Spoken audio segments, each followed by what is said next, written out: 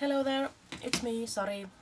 Just a couple of days ago I went to a class using this fake metal technique, and we made a sort of a small binder and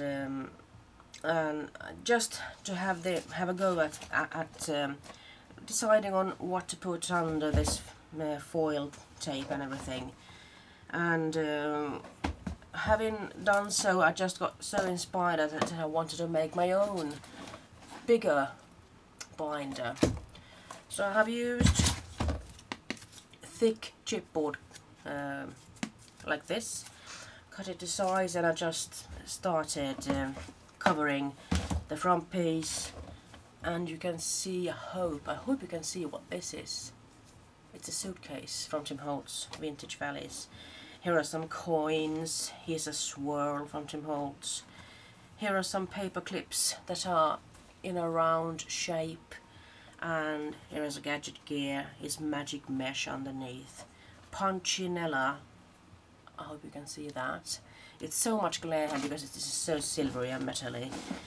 Just a couple of flower metal buttons there, coins and a paper clip there also. So you can see they come out really nicely when you put on this tape. And as you can see, this is pretty big a binder. And I have been aching to make my own junk journal, and the ones that I have been trying out, I have felt sort of limited when I have bound them together with my binder tool, because I do want to be able to open the file up, and with the Holtz ring binders I can actually do that.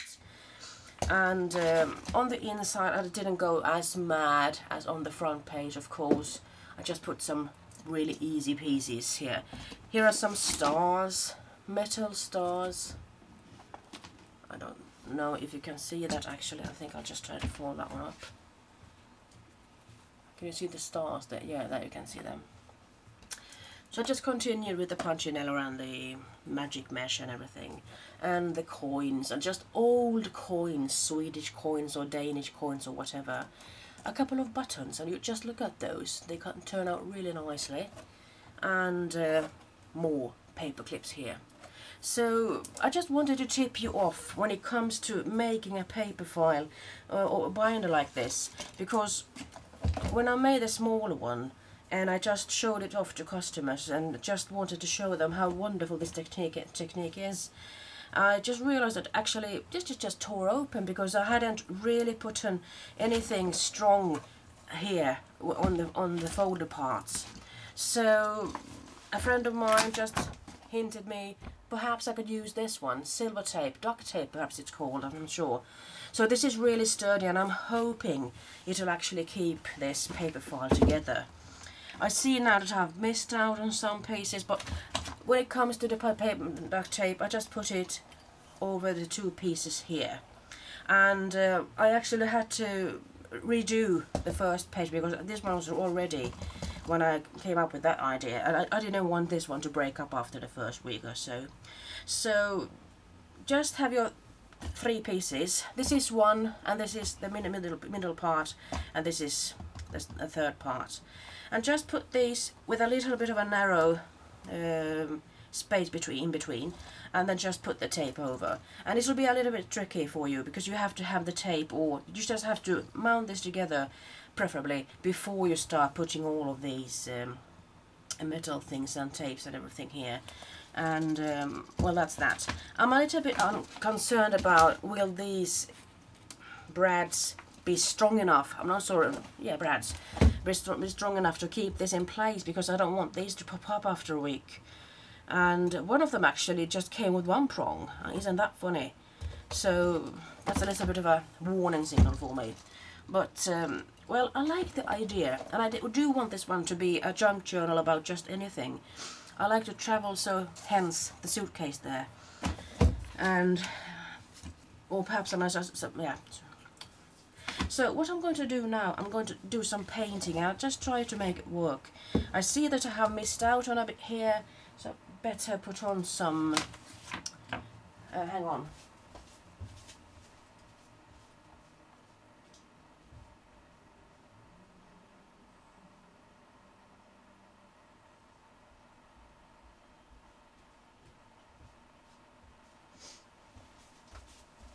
had to go all the way to the living room to find it actually, so there you go.